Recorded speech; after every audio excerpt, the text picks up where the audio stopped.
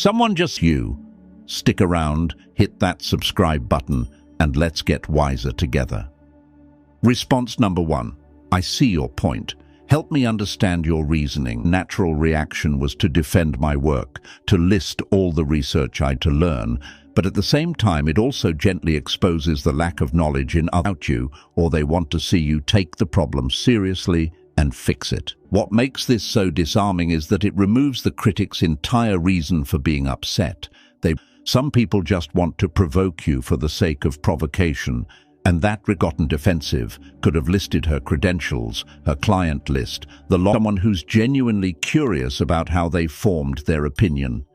But psychologically, you're forcing them to examine and explain their thought process. Provocative comment usually hasn't thought through why they said what they said, could continue being aggressive. This approach saved what could have been a nightmare situation.